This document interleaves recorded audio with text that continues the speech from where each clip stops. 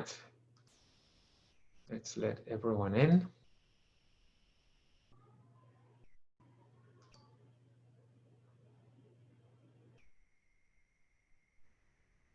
So let's see.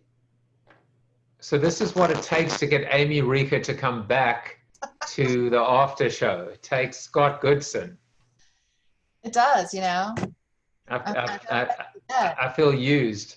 Okay, this is so hold on. I'm just going to bring a few more people in.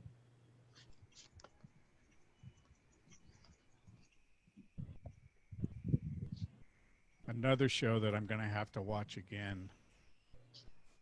That was I mean that was deep, you know, and I tell you, you know, that little bit I kind of didn't, you know, when I said on purpose, I didn't actually even realize as I said it that it even made more sense, right? When you do something on purpose, like on brand, that's how I meant it. And then when I spoke about on purpose, I love the concept of it being deliberate, not throw it against the wall and, you know, see. Hey guys, see what I'm on a call. They can hear you.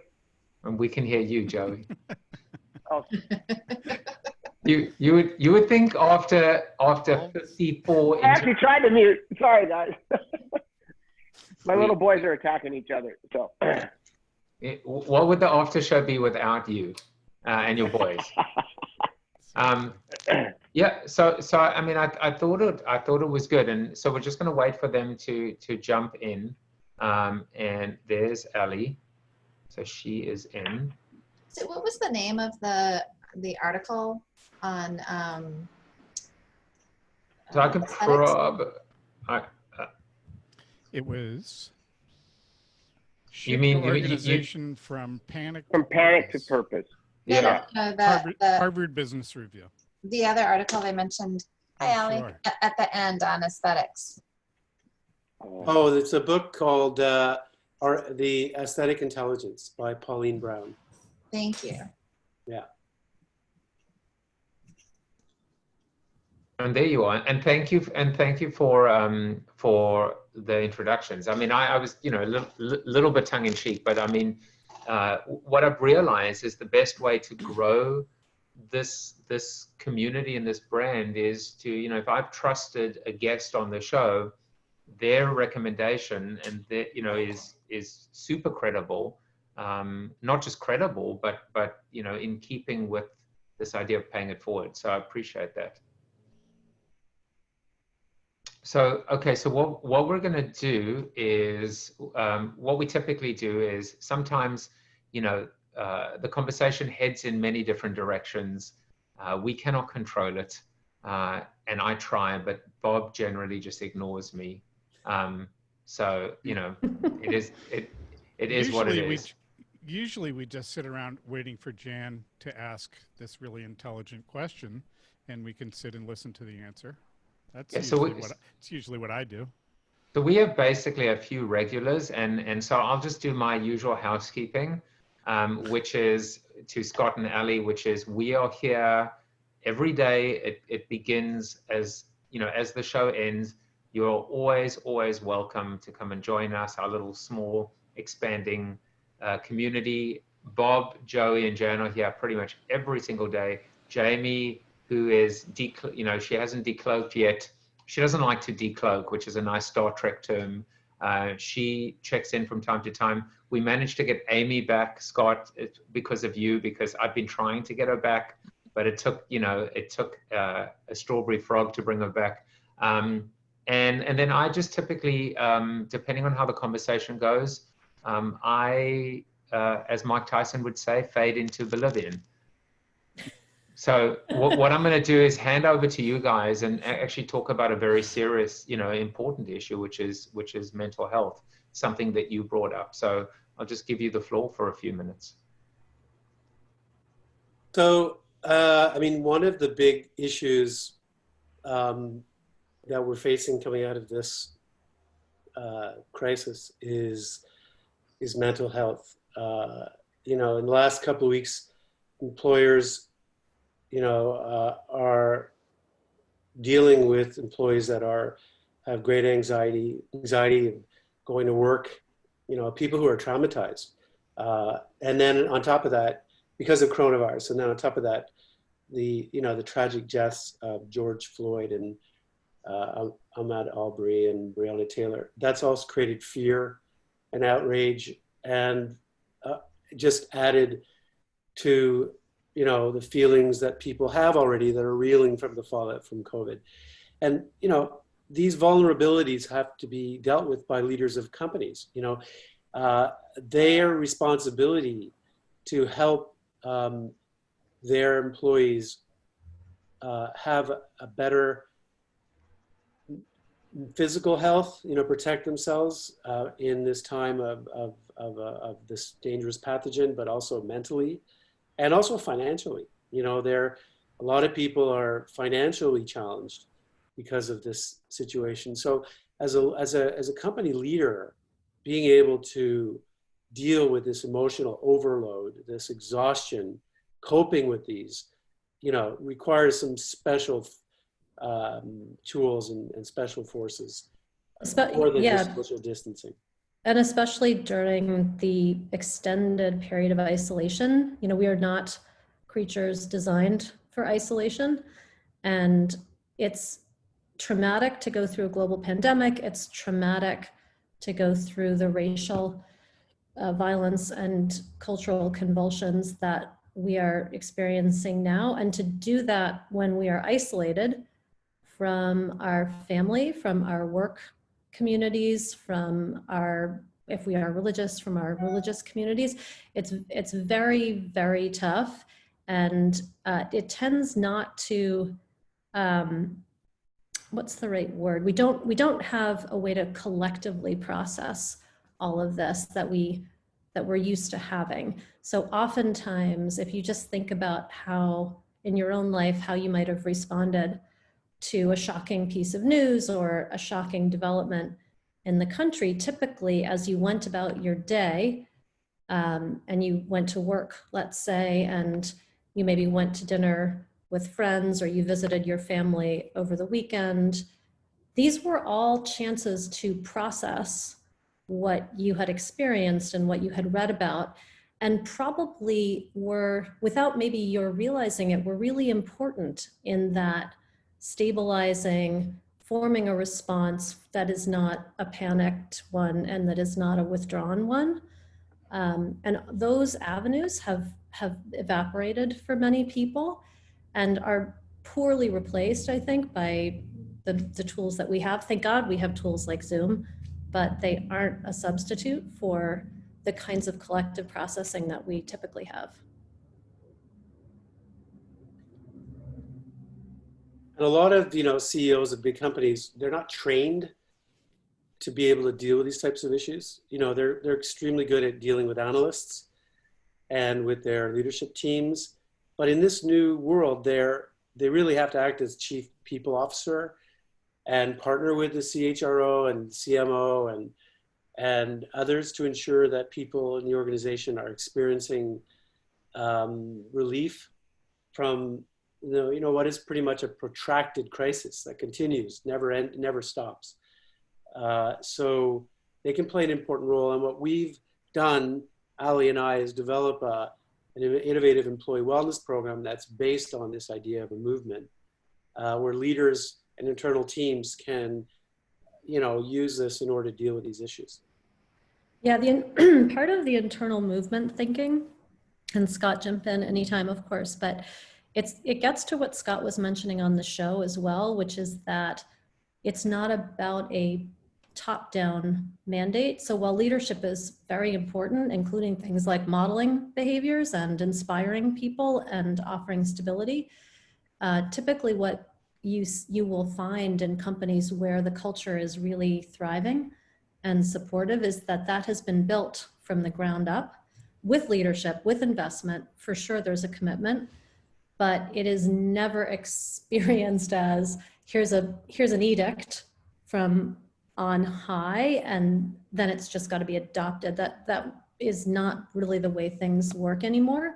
And this is I'm sure this is familiar to everyone on this call, but we are now so vocal and so interconnected on many different platforms.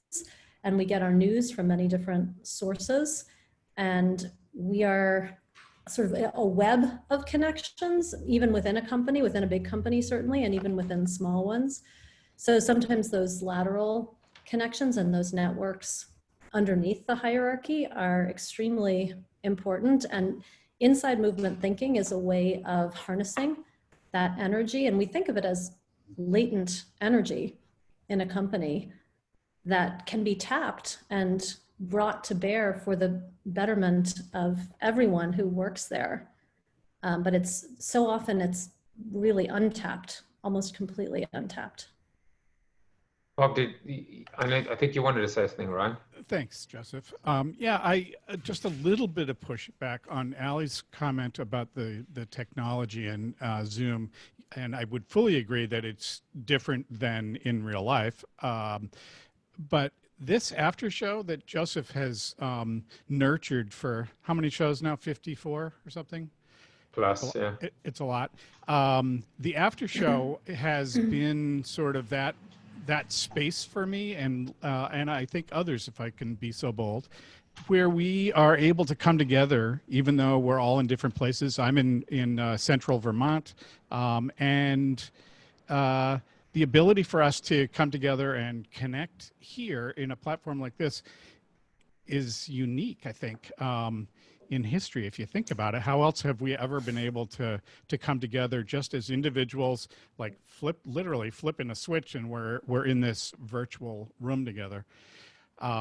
So anyway, I just wanted to. No, it's a great point. And I've actually spoken to a number of colleagues and clients who really stress the kind of the new intimacy, if you will, yeah, it is. of meeting this way. And you see into people's home lives a little bit, and you hear dogs and you see children enter the frame. And, whereas before, if we just were getting up to go to work, often a lot of that selfhood and the other part of us that didn't come to work was largely invisible. So it's definitely a mixed picture for sure. Yeah. And I do want to acknowledge that many people have experienced surprising moments of connection and of closeness this way.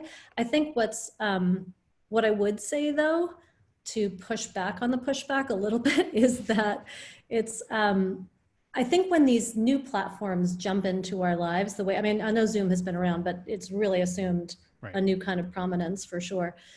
That usually the way we adopt them is as a substitute for something prior. So Zoom gets adopted as a group meeting format, and we measure it based on its success in delivering whatever that meeting experience that we expect is.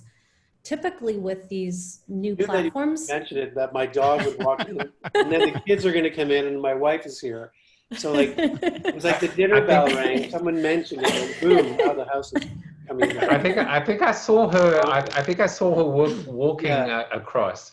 During the show, my wife actually came in, so everyone will have access to see my wife. A raging 10 to 13-year-old party going on in the room outside of me. Totally fine. We didn't hear. 7 kids or so far. So it's all good.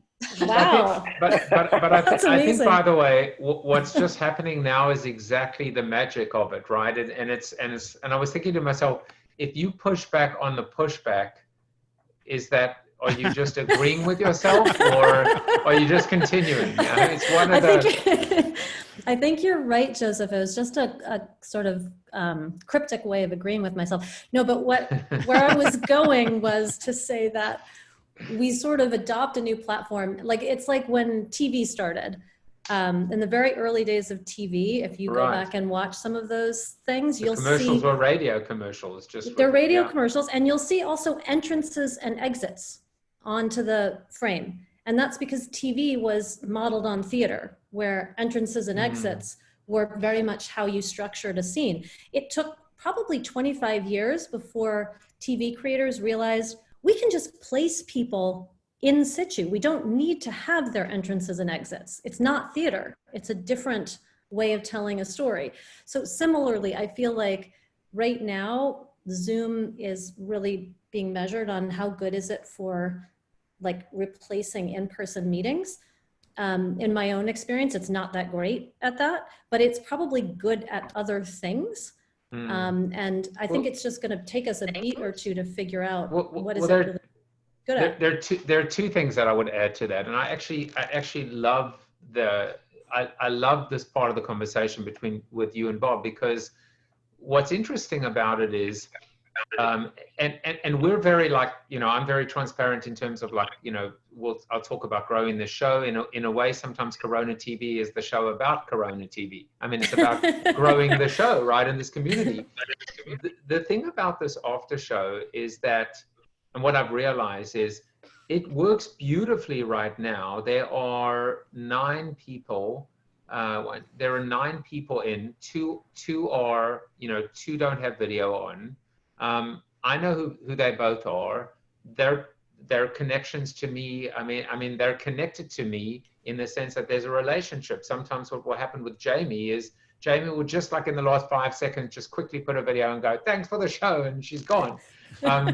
But the thing is, what I realize about it is 2 things make it work from an intimate standpoint. One, it's very egalitarian, right? There's no leader, there's no boss, there's no authoritative, you know, there's no, like, you know, you can't talk because you're a junior, in a sense. So it's that democratization of it that makes it work, and also the intimacy of it being small. So it's the be careful what you wish for, because can you imagine there are 100 people on this Zoom after show?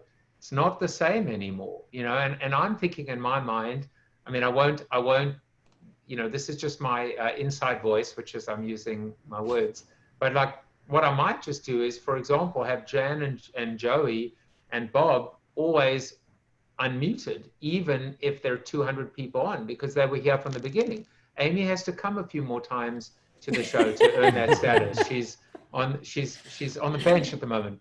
But it's the ability to recognize there are going to be people that come and try and ruin the show with their own agendas. There is going to have to be moderation and control. How do you handle that? But, you know, it's a good problem to have. But I think that's the thing, that's where Zoom lives in the middle, right? Which is we need to make it into a platform that works for us. And by we, I mean bosses and leaders and managers. And if we want it to fit in with this idea of mental health, as opposed to people feeling Zoom fatigue and Zoom overload and intimidation, and I have to be on video and I don't have to be, and I'm going to the toilet and I forgot to switch my mic off, etc. Yeah. Can I jump in real quick, Joseph? I had a question that I asked in the show. But wait, are you going to push back to the pushback of the pushback? No, I'm going to pivot and ask a question about small businesses having the benefit of boutique companies like Strawberry Frog to. Anyway, I'm just curious. Here in Vermont, there's 650,000 people in Vermont. I know most of them, and I'm only half joking. And a lot of businesses are trying to, we were talking about mental health earlier.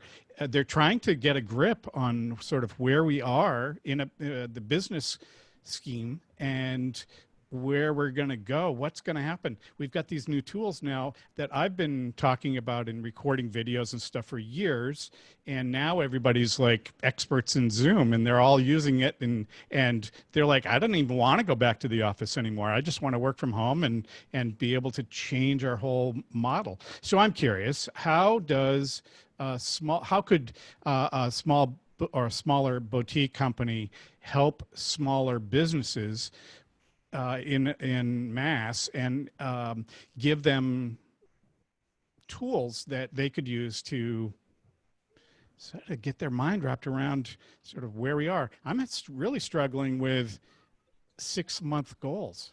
How do you even set a goal for 6 months? How do you set a goal for 3 months sometimes? So anyway, I'm just curious. That could have been a shorter question, but you get the point. I mean, we're you know, with being differential to Joseph, even we can't wave a magic wand and solve all business issues with small business. I think what we can help people do, and if you read the book that we wrote, Actually, we're in the process of writing a new one for the new world that exists, but it's a couple of years old, the one that Joseph talked about. But in the book, it's very clear about what you should do as a company in order to build the framework that you can be more likely to succeed. And that is having a really clear purpose. Like when we started Strawberry Frog, we didn't just start, you know, Dinkle, Sprinkle, and Winkle's ad agency. We created Strawberry Frog. In the name is the idea of the challenger, the frog versus the dinosaur being the big corporate agency. Strawberry Frog was the small, agile, effective. And so in that is a backstory, in that is a culture, in that are behaviors of how everyone at Strawberry Frog should behave. And then we went one step further and said, you know, our purpose is to create good. We want to do good work. We want to do good. We want to create good in the world. We want to be good with our people. So you know, we as an organization have given parents 5 months parental leave because we think that's good for the company and good for them. You know, that you can't be a woman leader, and we have 60% of the women in the 60% of the leaders in Strawberry Frog are women. You can't be a leader in a company and get 6 weeks parental leave when you have a child. That's ridiculous. Mm-hmm. So you have to have systems and structures. So my point is that our purpose, our name, those things drove decisions that we have made for 21 years. And it's actually been very good at helping us not only survive, but thrive. I mean, think about it. We started in the late 90s. The first thing that happened was the financial crisis of the early 2000s. When one of our first clients was a company called lastminute.com. It was a .com brand from the UK. I don't know, Joseph, if you remember those guys. Mm-hmm. We worked with them. They went bust from one day to the next. They didn't pay their bills. And we had about a half dozen clients like that. One of our best years was 2008 and 2009 during the financial crisis, when clients couldn't afford these huge corporate agencies and came to Strawberry Frog. We won the global Pampers business from P&G. We won Emirates Airlines globally. We won huge global clients. So, you know, the purpose has kept us on track and has helped us thrive. So I would say, you know, if you're a small business, read the book Uprising. I think there's some great business tips. You can read the article that Ali and I have written in the Harvard Business Review. That also is, I think, got some great tips. And you can apply those to a 2-man or 2-woman shop. There's a famous Vermont entrepreneur company that was started by 2 flaky guys, Ben and Jerry. I mean, they seem to have done pretty well with a purpose. I want to add just one other thought, Bob, to your question. One wonderful presentation of research I saw years ago on small business that has stuck with me ever since describes 2 fundamentally different personas or personality types in small business. And the easiest way to explain it is to think of, let's pick a category like a florist. So you have 2 florists who are in a given metro area. One of them is a florist because that person has loved plants and flowers from the time they were a small child. They think in terms of flowers and dirt and nutrients and vines. And they're just never happier that when they're in the midst of that environment. The other person did an analysis of the metro area and discovered that there was not a viable florist within a 2-mile radius of a hotspot downtown or on the edges of the suburbs. And that person is more of a serial entrepreneur. So that person is not wedded to flowers the way the first person is. And usually small business owners fall into one of those 2 types. Either they are in that business because that's all they care about and that's all they've ever wanted to do, and it's really a devotion to that craft or that space. And the other is a devotee of where the market is and where there's an opportunity or a gap.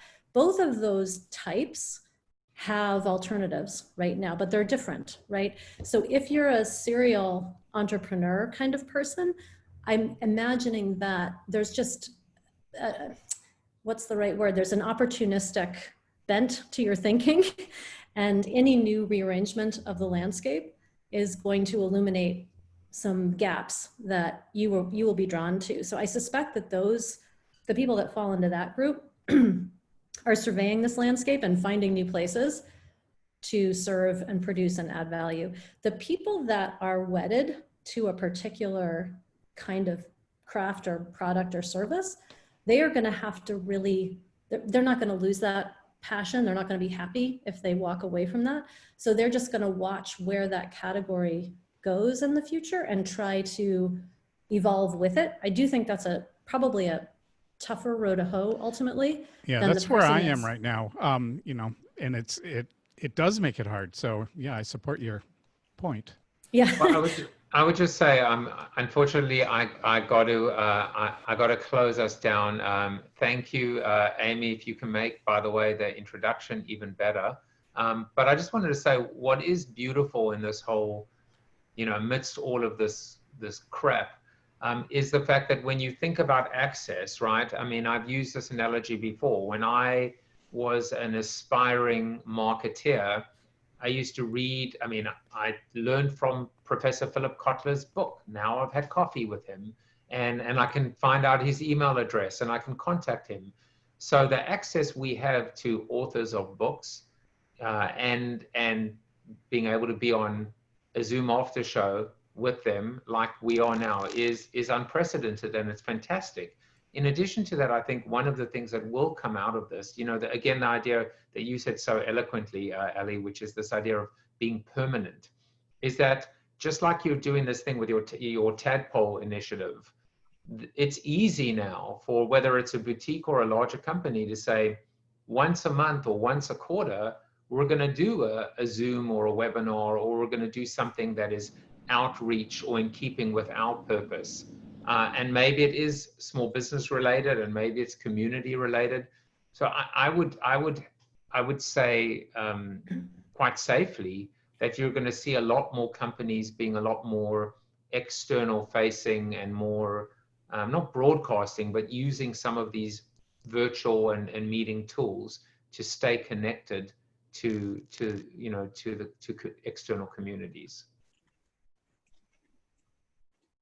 So you're all taking that as a respecting Joe has to leave at 3:30. Scott and Ali, thank you so much, and remember, you are always welcome anytime. You are part of a permanent growing community. Amy, you need to if both of those introductions come through, maybe you'll be in the starting 5. I don't know, but but no, seriously, just thank you to our guests, and of course to the regulars. It wouldn't be the same without you. Yeah. Thanks for having us. Really fun Feelings to mutual. talk through this. Pleasure meeting you. Nice meeting you too. Bye, guys. Bye-bye. See you. Bye, everyone.